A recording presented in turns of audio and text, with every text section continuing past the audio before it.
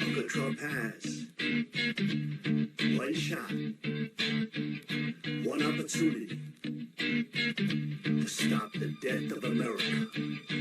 One moment with the freedom of interest, but with DC red, young.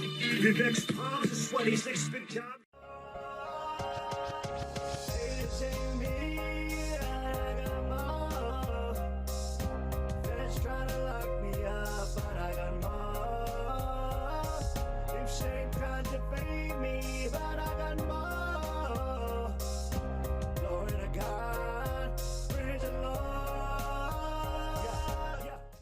Good day, freedom-loving patriots, and welcome to the MAGA Kingdom Report. My name is Anastasia Theodoropoulos, and I'm here with my co-host, Dr. Richard Panzer, who's out on assignment over in Tennessee. Today, we welcome a fan-favorite special guest to our show, Mr. Trevor Loudon. He is the author and filmmaker renowned for his research into communism and national security threats in Western politics, particularly here in the United States. And boy, have we been under attack recently. Welcome to the show, Trevor. Oh, thanks so much, Anastasia. Always a pleasure to be on. And greetings to you and Richard. Oh, thank you so much. So, you know, we've spoken quite a bit, and the fans kind of know as well. I'm a New York City refugee who escaped 6 years ago into the mountains of Pennsylvania. And this past election in New York City hit many new lows in the fight to preserve our freedoms. So Zohan Mamdani, a Democratic Socialist, aka really communist, right, won the mayoral race, marking a new low for the city. So tell us, Trevor, how the heck did this happen? Well, what happened, 100 years of communist control of the education system in New York didn't help. The fact that the media was very much slanted in his direction didn't help. But the main thing was the very deep effort. See, so this was an alliance, you know, Democratic Socialists of America, which you quite rightly say is a communist organization. They've got 90,000 members. They had about 10,000. They've got 12,000 now in New York. They can mobilize hundreds and even thousands of people any given weekend to go door knocking, phone banking, etc. Plus they federalize it. They have people from Washington phone banking into New York, people from Arizona, Minnesota, Kansas, whatever. This is how they won with AOC. You know, Alexandria Ocasio-Cortez beat the fourth ranking Democrat in the House because he probably had 200 volunteers. They probably had 4,000 volunteers, just door knocking, you know. I think they targeted over 1 million door knocks, you know, in that, over that space of time.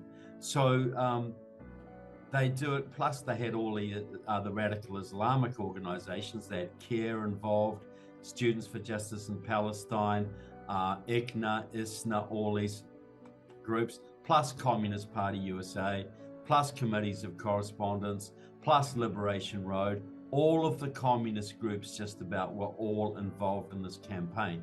So they outgunned by a long shot the street game, the ground game of Cuomo or the Republican candidates, you know, Curtis Lewa. They just totally outgunned them. You know, people aren't used to the scale of operation. When you've got 12,000 essential communists in your city, you can knock on a lot of doors and make a lot of phone calls. Well, here's the other thing that a lot of people don't know outside of New York City. In 2018, it became legal to be able, if you're not a legal citizen, to be able to get a driver's license, which allowed you to vote. As much as they denied it, we lived it. And you have right now in New York City, 40% of the low-income housing is taken by utilized by illegal citizens who are voting. So the system is broken in the election cycle because you have unconstitutionally illegals who are voting in our voting system, which needs to be cleared up. Hence why Staten Island this week came out and wants to succeed from New York City. They've Yeah. about had it. Well, that's And sort of just put the Staten writing Island on is the of the 5 boroughs, Staten Island is the most conservative by far, and it isn't infected to the same degree the other boroughs are. But that's right, the illegals, the high proportion of immigrant vote, many of whom are not particularly literate in English, massive vote fraud. But the key thing is you've got this communist army that goes out and does the work. And they got the Working Families Party, which is all part of the mix. They got the major labor unions. So any conventional Democrat or any conventional Republican is going to be outgunned right from the start in that situation. And so, and you add the illegal voting, but that somebody's got to mobilize those illegal votes, and that's the unions and the communists. So it all goes into the mix. So I'm not surprised that he won. I'm surprised that people didn't notice what was happening, because it was pretty darn obvious. 15% of the vote went to Curtis Lewa, which was the Republican vote. Look, 20% of Republicans voted Mandami. Well, they voted for Cuomo, thinking that Cuomo had a better shot. And that was planned in itself. It was an elitist move because Cuomo was the one who put your grandmother into the, with COVID back into the nursing home and got killed. So, and also there was sexual innuendos that required him to resign. But he was the Republicans' great hope. I mean, the whole thing was a farce, but you had 16% of New York City people who remembered 9/11. Who remembered what Cuomo did during COVID with the mandates. It was only 16. This was what was most disappointing to me as a former New Yorker, that how quickly people forget their history. Well, another little bit of history they've forgotten was the worst mayor of New York up until now was David Dinkins from 1990 to 93, who let crime go rampant, turned Times Square into a sewage pit. The tourists were staying away. It was a bad place to be in New York. Well, he was also a member of Democratic Socialist America. He was also a Marxist, but he was way more moderate as a Marxist than this guy is. DSA in those times could still claim to be a little bit pro-Israel and to be not completely communist. It was about 60% communist. Now it's 100% communist. And it's tied in Zohran Mandami with his Shia Islamic background. He's not just a Muslim; he is a Shia Muslim. That's the 10% of Muslim Islam who believe slightly different things, and he is a convert to the Twelver sect of Shia Islam, which is the official state ideology of Iran. And they believe that they're going to bring back the 12th Imam, usher in the Day of Judgment and the triumph of worldwide Islam by plunging the world into chaos. So he is a revolutionary communist, plus he's a 12er Shia Muslim in the world's largest Jewish city and the world's greatest financial center, the symbol of the American free market system, and he's going to be running things. What could possibly go wrong? He's going to turn that place. He's going to be an absolute disaster for everybody but Florida real estate agents.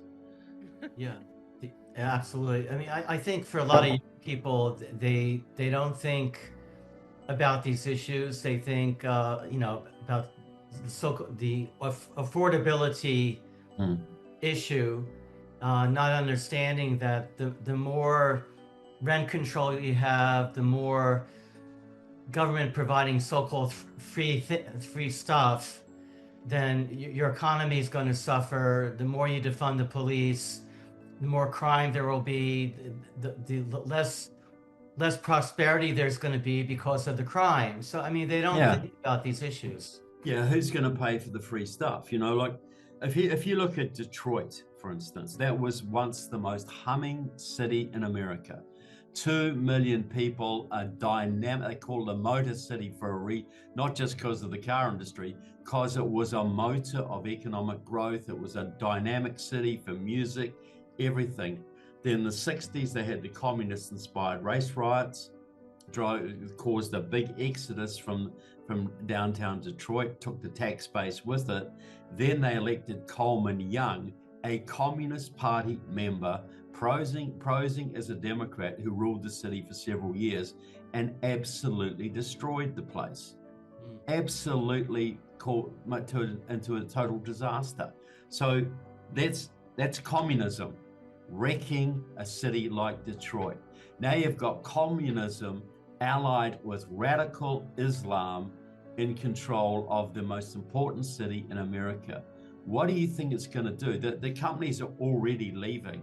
It's going to collapse the tax base. It's going to implode the schools. Cops are already leaving. So you're going to have a massive increase in crime. You're going to have jihadis flocking in, communists flocking in. And what he's going to do, just like Dinkins did before him and de Blasio as well, he's going to stack the city administration chock full of Marxists. Every major little agency, every education, whoever he can appoint is going to be a Marxist or an Islamist. Right. So they will way outlast his tenure. There's still people from the Dinkins era right up to recent times who are running major departments in New York.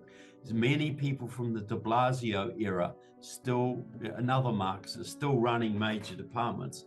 So this is a very, very serious situation for New York, and I think it's going to take federal intervention to sort this out, because this guy is an enemy agent, effectively. Let me ask you this. How does the Islamic world look upon the election of Mandami? What are they saying? Well, it's like, what did the free world think when American and Canadian and Australian troops invaded Normandy and got a foothold in Europe in World War II? That was a major step forward in the battle against Hitler, right? Right. Getting a foothold on the beaches of Normandy, so you could start to invade across Europe into Germany. They regard this as a foothold. This is a major foothold in the heart of the great Satan. This is their man taking over the leadership of the financial capital of the great Satan. This is their Normandy landing. That is already encouraging them. CARE is doing massive work in Florida now to flip districts in Florida. This has encouraged more work in Texas and other states. The Muslim settlement isn't random. It tends to be concentrated on states that can flip the course of the nation, like Texas, like New York, like Georgia, that are politically or economically where they can make a significant difference. And this is a major victory both for the communist movement and the Muslim movement, not just Shia, for the Muslim movement in general. So yeah, they're very, very happy about this. I think it's a great thing. And I heard that the incoming mayor of Seattle, Katie Wilson, was endorsed by CARE, and then you've got Minneapolis. I mean, you have the Muslim-led cities on the East Coast, now the West Coast, and yeah. Well, this is the what we call a red-green axis is very real, and what we mean by that, there has been 100-year alliance between atheistic communism and theocratic Islam. People don't understand they've worked together, with a few exceptions like the Afghan War. But in 1929, the Soviets took control of Islam in their territory right in the early days of the revolution.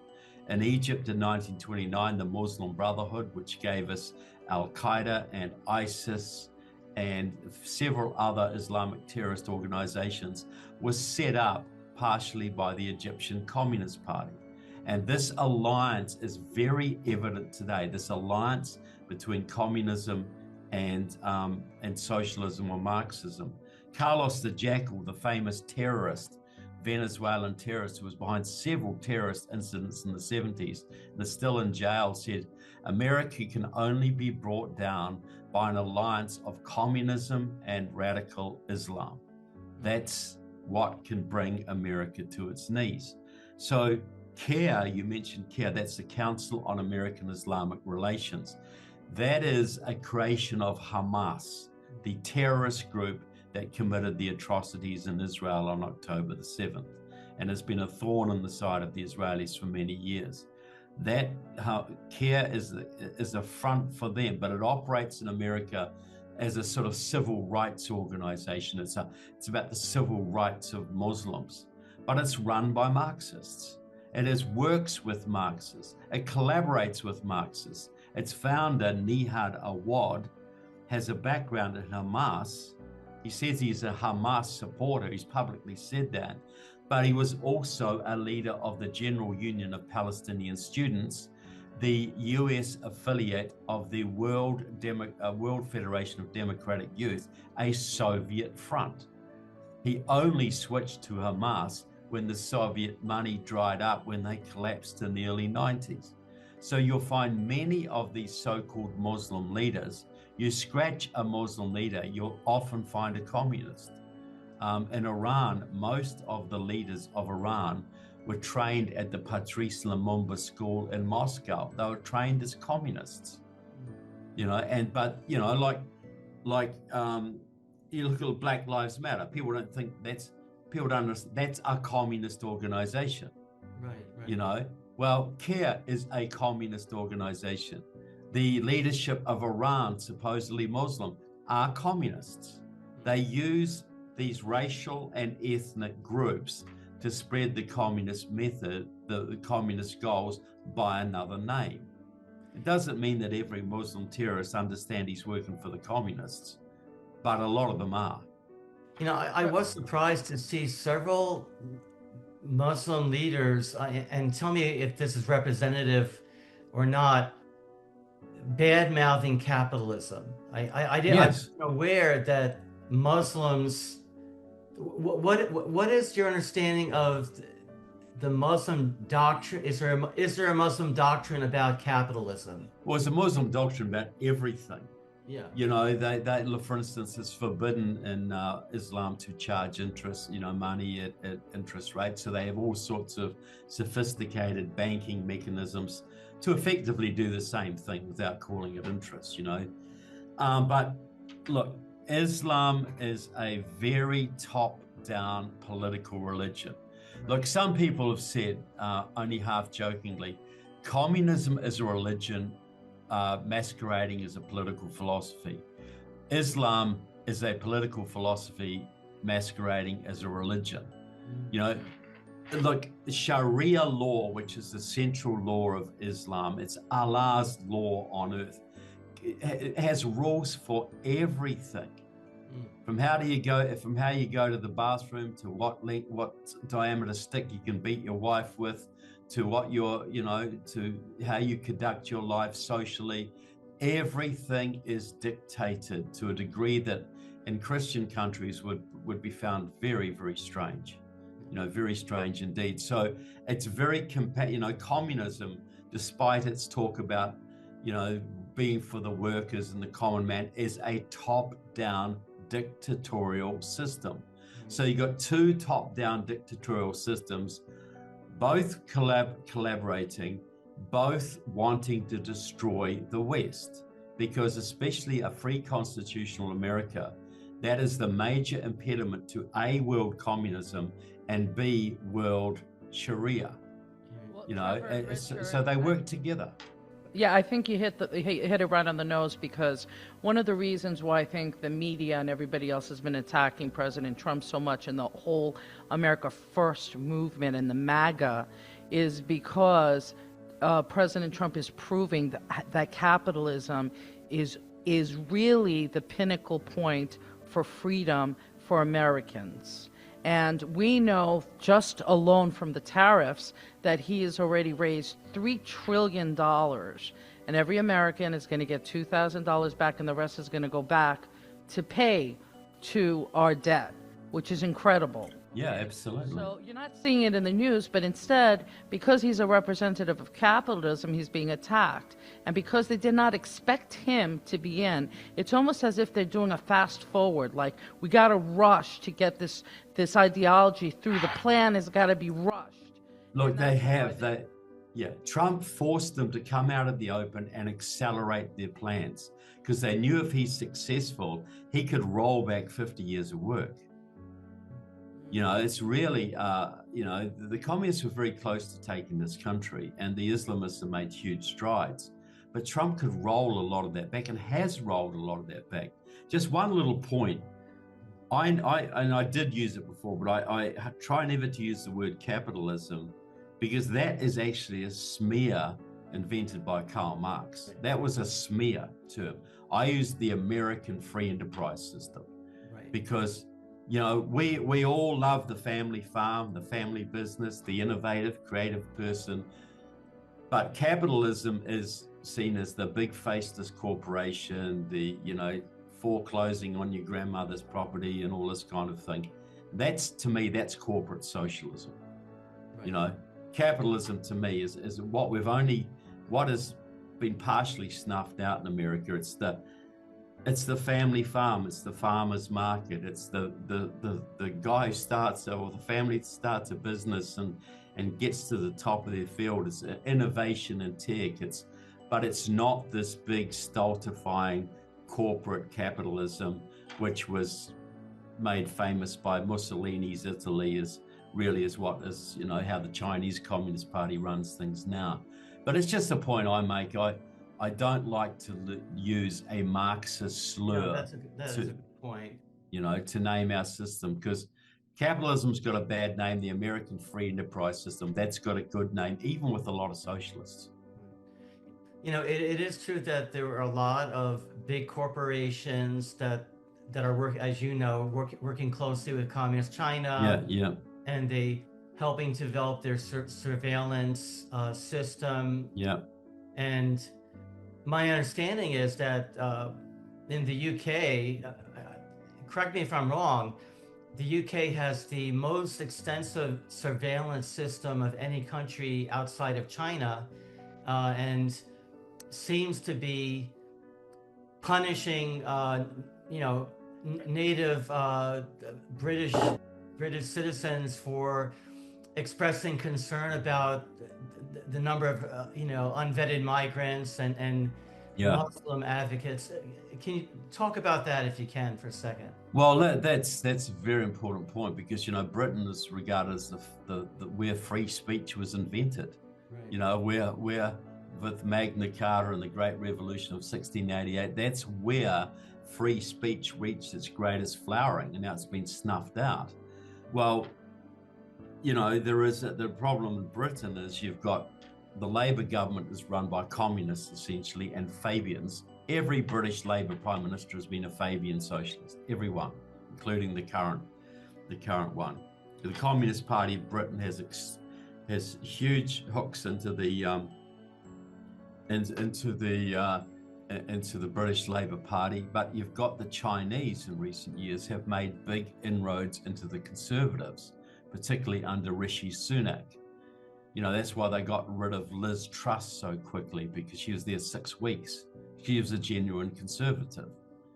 And so you've got this conservative party that's in bed with the communist Chinese to a large degree, not, you know, at the higher level, not the grassroots conservatives like grassroots Republicans. They tend to be patriots, but you know, big money loves China.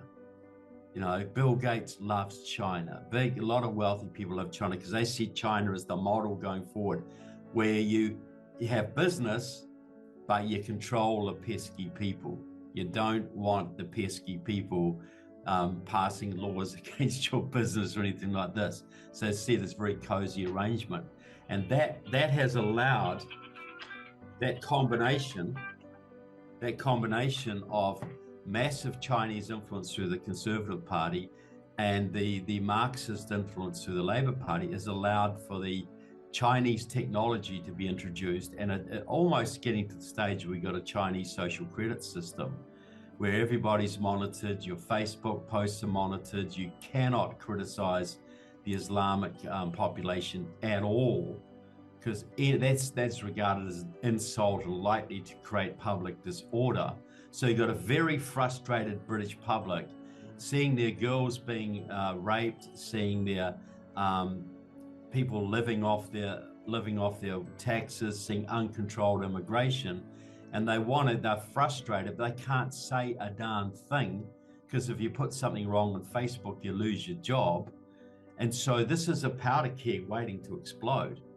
And you see why why Nigel Farage is doing so well over there now in this Reform Party, because it's trying to address some of these issues. But look, when you cannot criticize, when you don't, like, free speech, humor, jokes, legitimate criticism, you need that in a society, because if you bottle up criticism, if you bottle up humor, you just, that's the safety valve. Free speech is a safety valve. You get the ideas out there and you can debate them. And they may be unpopular, they may not be pleasant, but that's still better than bottling them up. And you get this pressure cooker that erupts, you get race riots, you get chaos, you get ever. And that's how we were heading under Biden. We knew there's many things you could not say. We saw that in COVID, we saw that, and look at the frustration that caused with people. And we're still seeing it, because we did a show on the new studies that came out of the vaccinated versus the unvaccinated. So we posted up, and we're getting shadow banned on that even today. But going back I believe that, yeah. Going back to what's going on in Britain, if it wasn't for President Trump at the United Nations and everywhere else saying, look at Europe, you won't have a Europe with your open borders and your mayor in Britain. And he brings it up where they can't. And that is thank God for his free speech. Yeah. Whether you like it or not, it is the truth. Well, that's why America has to be shut down, because American presidents can say things that the British or the French or the Germans cannot. But I'd just like to say a point about the Chinese and COVID, if I may. But look, in Britain, even under Boris Johnson, they had the SAGE group, which did all the advising on government policy. And you'll find that all the countries around the world and all the states in America that had the harshest lockdowns, they're all the ones with the most Chinese control. So they gave us a disease, then they managed the lockdowns to inflict the most damage they possibly could on our economies. And so you'll see that that's a pattern across America. But the head of one of the leaders of the SAGE group in Britain was a woman called Susan Mickey. They called her the mask Nazi, because she said we might have to wear masks for the rest of our lives. And it was all about lockdowns, vaccinations, lockdowns, and more lockdowns. Well, now she is the head of the World Health Organization Behavioral Modification Unit. She's a social psychologist, and her job is to manage the messaging for any future pandemic so that we comply, right? She has worked for the Chinese Communist government. She's been to Cuba, and she is a long-time 50-year veteran of the Communist Party of Britain, completely in the tank for China. Tedros, the head of the World Health Organization, is a pro-Chinese Ethiopian communist, put in that position by China. So what will happen? So this is what I'm getting at. Under COVID, and still now, we live for 2.5 years under Chinese mass line politics. The mass line means, well, this is a term from Mao. Mao, the Communist Party sets a policy and everybody must conform. At one point, Mao said everybody had to kill 10 flies every day because there's too many damn flies. So everybody had to go out and kill 10 flies. If you only got 8, you're in trouble, right? Now, this sounds ridiculous, but this is what they did. Well, the COVID was mass line politics coming from China and forced by the local communist parties, the communist-controlled unions, and the communist allied politicians like Gavin Newsom, certain New York politicians, Massachusetts politicians, etc. There was never going to be any talk about vitamin D therapy or hydroxychloroquine or any of that, or ivermectin or herd immunity or any of that. It was going to be lockdowns, vaccinations, and lockdowns, vaccinations, and social distancing.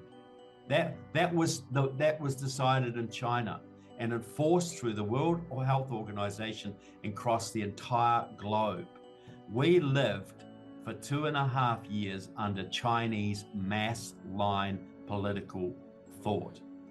The Chinese were dictating our health policies across the world for 2.5 years, and most Americans have no idea of that fact. But we didn't understand it was a systematic program developed in China, enforced through the World Health Organization, and actually carried out on the ground by pro-Chinese politicians in various countries and the communist-controlled unions. The unions shut down the schools, the unions shut down the industries, and the politicians did it. Any Australian listeners will know the worst state for lockdowns in Australia was Victoria, where they have the most communist unions, and Daniel Andrews, the Premier of Victoria, is completely in China's pocket. He was actually in China the other day to celebrate the 50th anniversary, the 52nd or whatever anniversary of the Chinese Communist Party. And that's why Victoria had the worst, because he was completely in China's pocket. And you'll notice Sweden in Europe had the lightest policies, and Sweden is the country in Europe that has the least Chinese influence. Uncle Trump has one shot, one opportunity to stop the death of America. One moment with the freedom of interest. But what do you see with, yo? Vivek's palms are sweaty, he's like spit job.